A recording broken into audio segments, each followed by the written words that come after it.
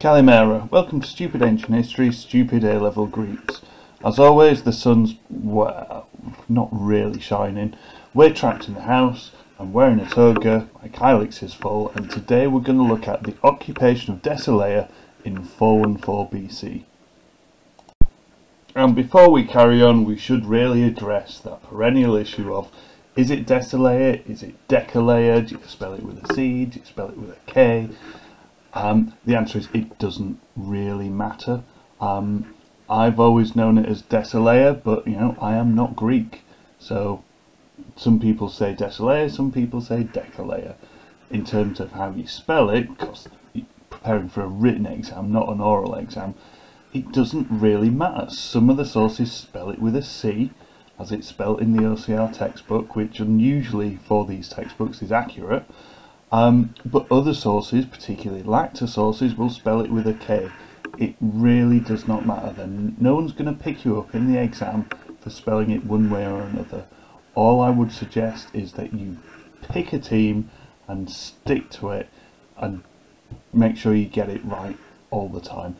Don't swap and choose between Decelea and Decelea. You're just going to confuse yourselves. You're not going to impress anyone. And the important thing ultimately will be what you say about it rather than how you say it. So previously we've looked at the Sicilian expedition, why it was important, and also why it was a bad idea. I mean, this clearly, it takes up 2 full books of Thucydides. There's a lot to say about it, and we did say it quite a lot. What's important though is this occupation of Decelea really adds insult to injury and really compounds the problems the Athenians face in Sicily. And this is largely because the occupation of Decelea happens at the same time as the Sicilian expedition. As if things aren't going bad enough for the Athenians, this crops along. What makes this an even more ridiculous entity and makes the Sicilian expedition look even more stupid is that, if you remember, in the Sicilian expedition, the Athenian response to things not going well was to send more troops and their #1 general, Demosthenes. Now, they send Demosthenes to Sicily whilst the occupation of Decelea is going on, which seems completely ridiculous because they send their best troops to a far-flung possible future ally rather than dealing with an angry bunch of Spartans who've set up camp just outside the walls of Athens. I would probably suggest the wise thing to do would be to deal with the problem on your doorstep before you start worrying about what's happening down the street, but not the Athenians. But this seemingly ridiculous deployment of Demosthenes, rather than dealing with the problem there and then and sending him to Sicily, can suggest 2 things. That certainly by that time this Sicilian expedition was seen as either too important, or the Athenians had already committed far too much to this enterprise to back down. They'd gambled, they'd put all in. They were almost kind of like Xerxes' invasion for 480. They've put all in, they've committed so much time, money, troops, ships, resources, goats, you name it, they've sent it to Sicily. So they can't suddenly pull the plug and deal with the Spartans who are now on the warpath. So we can definitely suggest Sicily they see is too important to break off, or they've committed too much to keep Demosthenes near Athens and tackling the Spartans.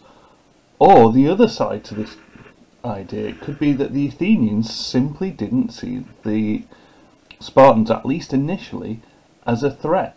Maybe it's likely they initially thought this occupation of Decelea, which is in Attica, as simply a repeat of Archidamus's regular yearly invasions of Attica between 431 and 425, which arguably had a limited impact on Periclean Athens at the time. So this could again be another explanation for why the Athenians sent Demosthenes away.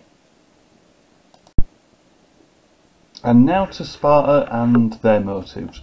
So, up until late 414, Sparta had avoided officially acting against Athens, this wasn't a result of the kind of flaccid, disinterested, pro-isolationist leadership they demonstrated during things like the Corinthian complaints and earlier in the century. This was more likely that they were observing the legal ceasefire or amnesty that had been agreed between Athens and Sparta up until this point. Clearly we know this ceasefire was not entirely peaceful, because we know Sparta up to this point had preferred to conduct a proxy war against Athens, by aiding the Syracusans in Sicily, but actively not engaging massive amounts of troops against Athens itself, just interfering with different allies. Arguably, you can say the same of Athens. But by 414, the end of 414, the Spartans decided that peace with Athens was never going to last. But it's taken them a best part of a century to work this out, duh. And interestingly, that they needed to decisively act to end the war. If only they'd have thought about this in the previous versions of the Peloponnesian War. So we see a very different kind of Spartan judgment emerge. And the action that does take place, this occupation of Decelea, even though it may not sound the most dynamic and exciting thing that they could think of, it's certainly more of a bold and decisive action than the Spartans had previously demonstrated. And to some extent we can say that, well, this is almost entirely in keeping with this new Sparta that we see emerging at the end of the century, kind of not quite Sparta 2.0, but certainly post 425, either pushed into this new way of doing things through necessity, through the impact of the war, or whether it's a natural development as the century develops. The change in Spartan attitude, this idea that they come up with, the actions that happen, are certainly more in keeping with the kind of actions of people like Brasidas or Iapus, and now at this point Agis III, rather than the kind of sluggish, cautious warfare that we saw by people like Pleistonax and Archidamus. And arguably on the other side, Pericles, Athens is becoming a bit bolder as well. Now, this new decisive action in the occupation of Decelea handily coincides with the arrival of Alcibiades in Sparta. Let's not forget, he launched the Sicilian expedition, got in trouble for interfering with statue wangs, and ended up in Sparta. And this is certainly one of the things that pushes the Spartans into this decision. And moving on, so the arrival of Alcibiades in Sparta is very significant in bringing all this about. It's very clear that he is the instigator of the occupation, if not where the occupation happens and how the occupation happens. So in Thucydides 6.91, which, if you're using, as I am, the traditional Penguin Classics translation, it's on page 469, in book 691 we're told of his speech to the Spartan assembly. And he's very clear. He says, "And you must fortify Decelea in Attica. It is the thing of which the Athenians have been most frightened. They think that all of the adversities of this war is the only one that they have not experienced. The surest way of harming an enemy is to find out certainly what form attack he is most frightened of and to employ it against him." Obviously Alcibiades formerly was the enemy, and he's telling the Spartans clearly this is what the Athenians are most worried about. However, sending Demosthenes to Sicily might suggest otherwise. Now this is a classic bit of Thucydides. Yes, it's very clear, it's very logical, there's no exaggerations, it's not overly dramatic, it's clear and to the point. But whenever a speech like this comes up, we've got to remember our key things about Thucydides. Certainly Thucydides was very unlikely to have been there. As a former Athenian general and potential rival to Sparta, he would not have been allowed to witness this speech. Certainly the Spartans, being very conservative, very isolationist, very hostile to outsiders, they wouldn't just let any old Tom, Dick or Thucydides into their meetings. They were very, very closed to the rest of the world. The other problem we've got, in terms of whether we can say with absolute certainty, like Thucydides likes to think, whether we can say with absolute certainty this is what happened, is that the Spartans didn't really keep written records. Yes, Alcibiades' speech would have been a big deal because he's a foreigner. Remember, the Spartans saw everyone else as foreigners. He's a foreigner speaking to the government. It would have been certainly not your day-to-day discussion over what to do with roads. But again, the Spartans, it's part of their character, it's part of their nature as a city. They did not keep records. So this would make it incredibly difficult for Thucydides to get hold of any records. And bear in mind as well, at this point, by 414, these events are very, very close to the time well, these are pretty much contemporary to when Thucydides is writing. He doesn't live much longer than this, so it's not like these would have been historic past events, almost kind of declassified documents. This is almost at the point of journalism for Thucydides rather than history, because there's only a few little gaps. So we do have to question how he would know the content and the tone of the speech. We can also throw in, and this would be another good example of this particular point we have to make with Thucydides, where he himself admits that he does not know what is in a lot of the speeches word for word. He cannot remember, or he cannot find record of word for word discussions.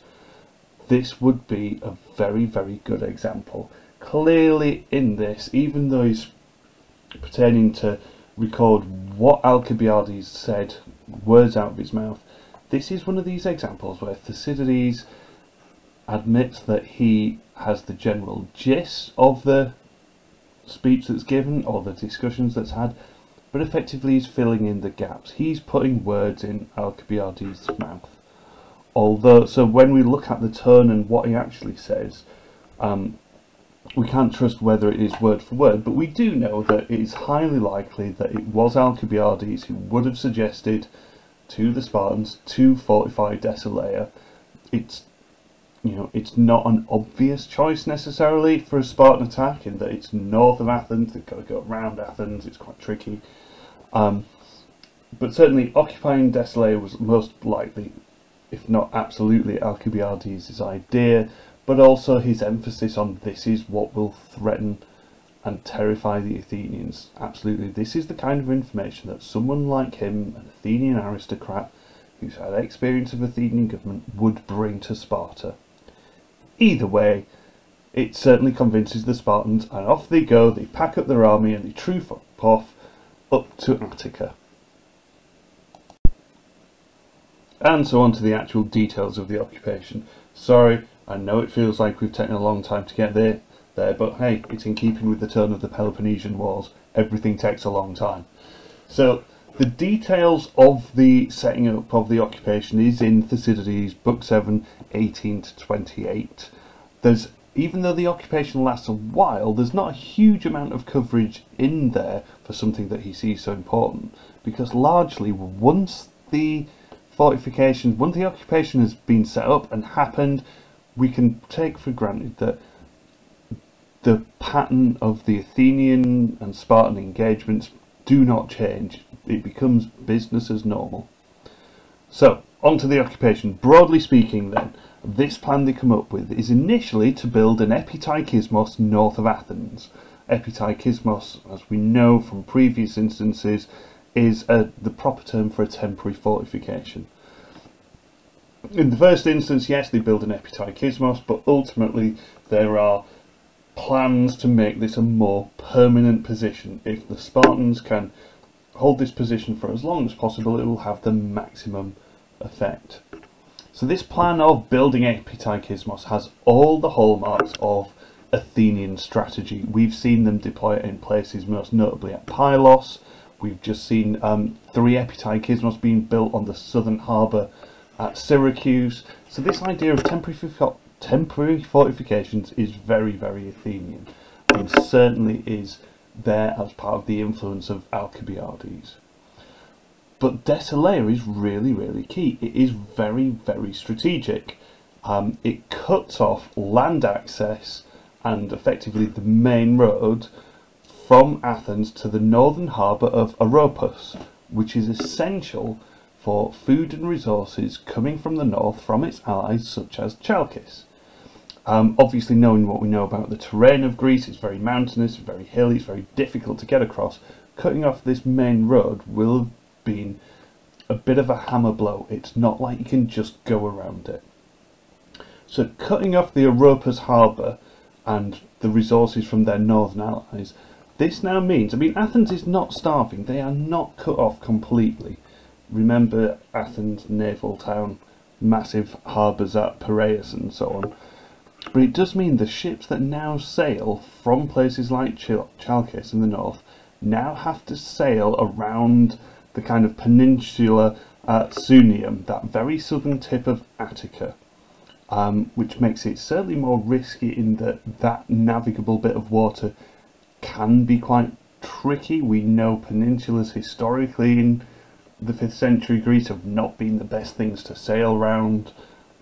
The conditions aren't great, but what's more risky is that most of the Athenian fleet, remember, is not near Athens. They're off in Sicily, so any of these trade ships are more vulnerable to attack from Peloponnesian allies, or whether it's local pirates or the Aegeans.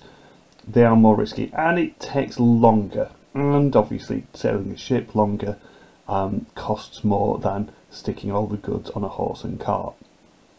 So it massively impacts the Athenians in that it cuts off the Oropus harbour. It also means that even as a backup or as their first port of call, the Athenians cannot really farm their land in Attica. They can.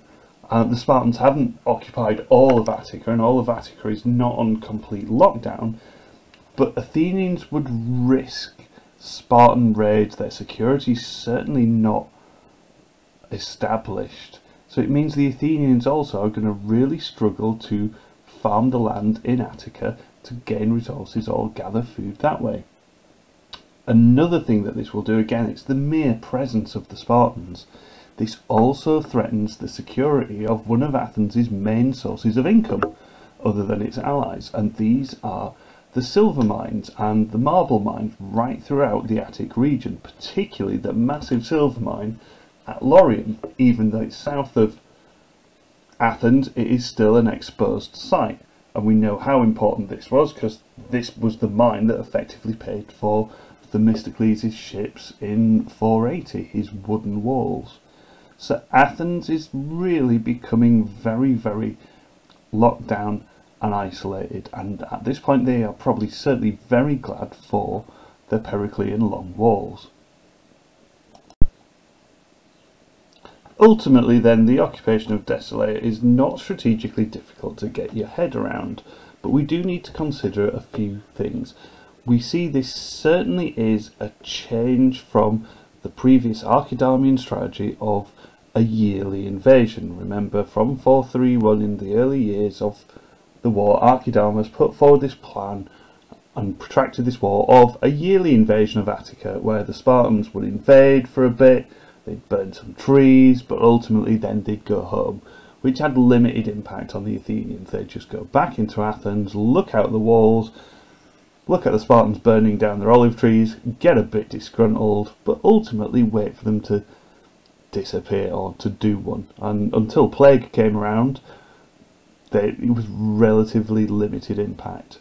So this is different. It's more protracted, it's more permanent, it's not just going to be almost like a Spartan holiday in Attica. Now this would suggest that either the Spartans are now more comfortable in conducting sieges with previous experience, or, and this is probably more likely, that they know, and they will know because Alcibiades is guiding them, that the Athenians have committed significant forces to Sicily, which would make any building of an epitaikismos much easier. If the majority of the Athenian force is elsewhere, the Spartans are likely to be able to get a better grip in Attica. So certainly the situation is very different to the 431. Alternatively, however, we could look at this in comparison to the early Archidamean expeditions, these yearly invasions, and we can use this to illustrate a good example of Archidamus' reluctant to fight Athens, that he was just going through the motions of war. If we remember back to 431, you've got that very key extract with the discussion, the debate between Archidamus and Sthenelaidas, and in the Spartan assembly deciding to go to war or not. Archidamus is absolutely dead set against war. He cites his reasons, he has logical support to his discussion, but ultimately loses the debate to Sthenelaidas just beating his chest and going, "Ah, Sparta, war," and everyone going along with it. So forced into starting this war, we could say that, yeah, Archidamus was just going through the motions. He wasn't actually trying to cripple Athens or fight Athens. He was just hoping that people would get bored. They'd do the yearly invasion and go, "Oh, it's not working anymore," and people would get bored. Certainly by 414, though, this war has dragged on for far too long. People are more decisive. Certainly Aegeus III has got a bit more drive about him than Archidamus did, and we see a different approach to their idea of fighting Athens. What's really interesting as well with things like the occupation of Decelea is it just illustrates, I mean, fair enough, the Athenians are elsewhere, but it illustrates the very porous nature of Greek states. We talk about Athens and Thebes and Sparta and Corinth, and we've got to remember these are city-states surrounded by regions, and these regions are very, very porous.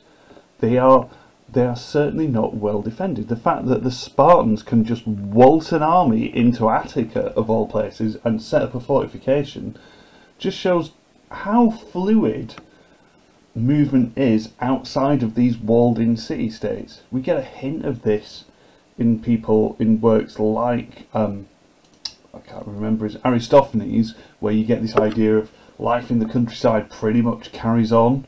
You're just watching different troops walking past, and unless you're actually active in one of these city-states, you know, the war has limited impact on you.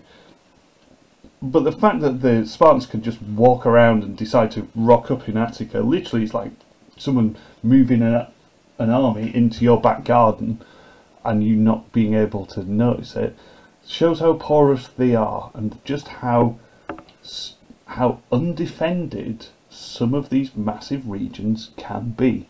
And you know, it's not like Athens have got a small population. They are certainly well resourced, well populated, but even then they either let the Spartans walk in or are unable to stop them.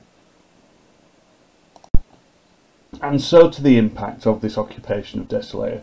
Thucydides claims in Book 7, 27 to 28, that this occupation is one of the key reasons why Athens lost the war.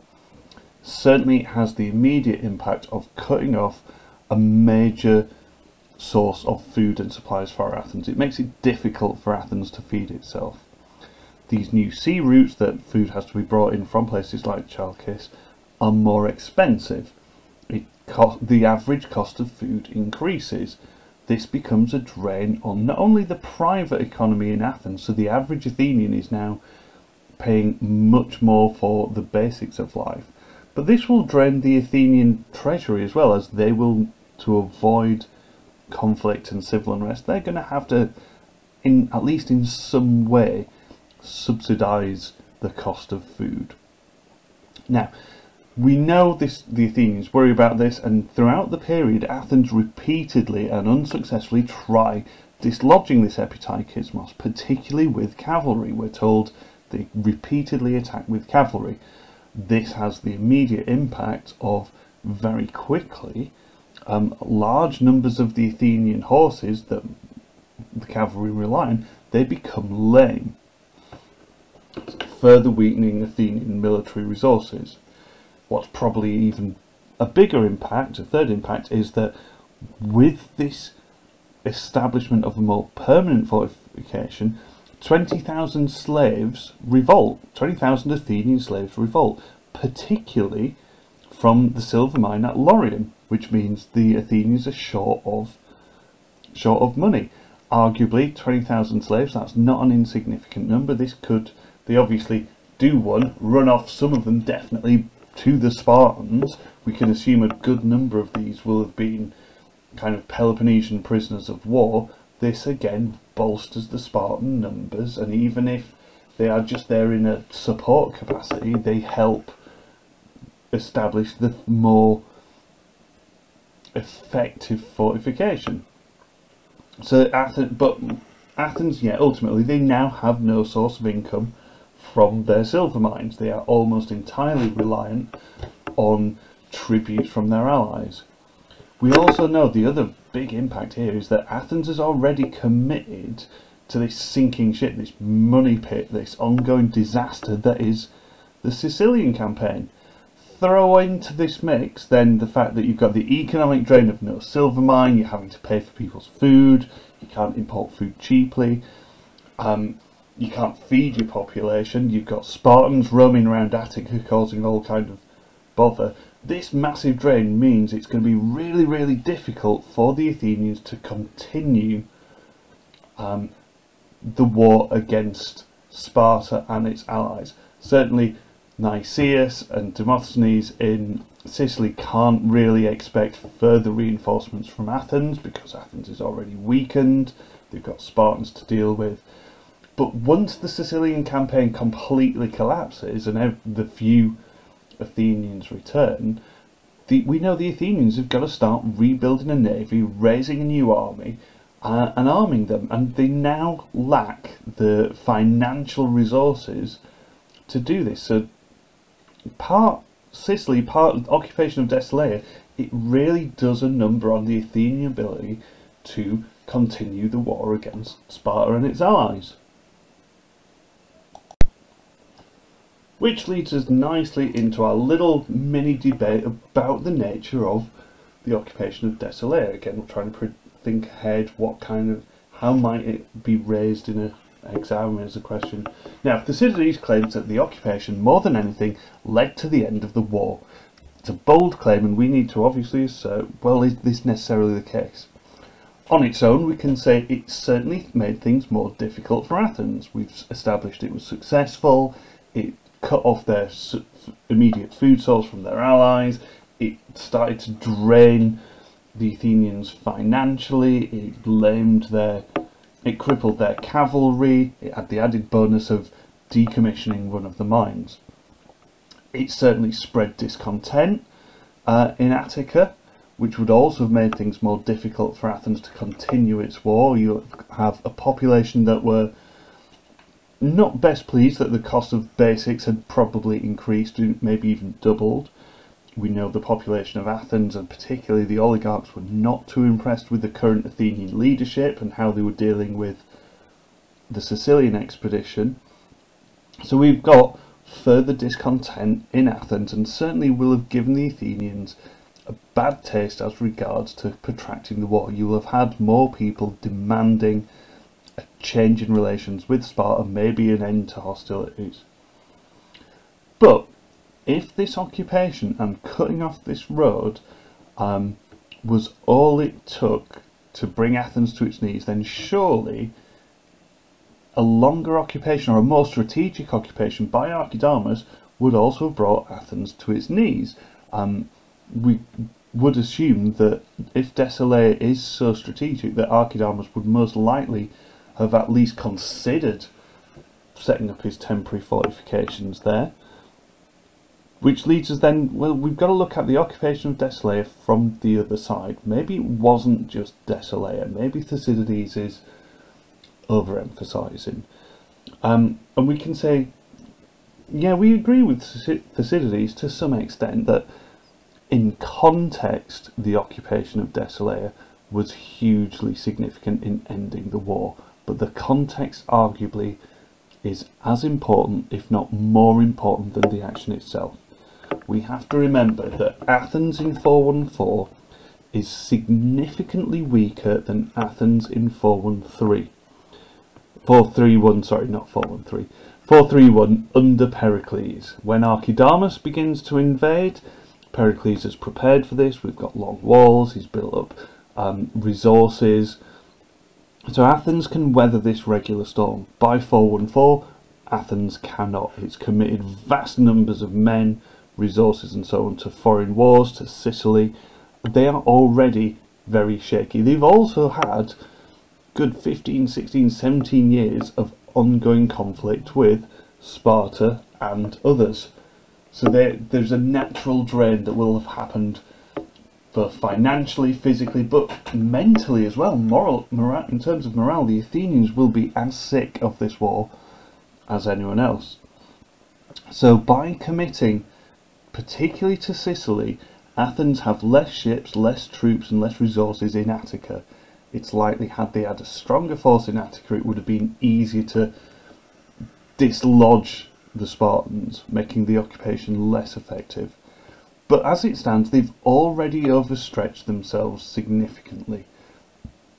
Again, troops, ships, resources in Sicily, a lot of their military leadership, Nicias, Demosthenes, are in Sicily as well. The architect of their overstretching, their new Cleon, their new leader, their new Archon, Alcibiades, has swapped sides.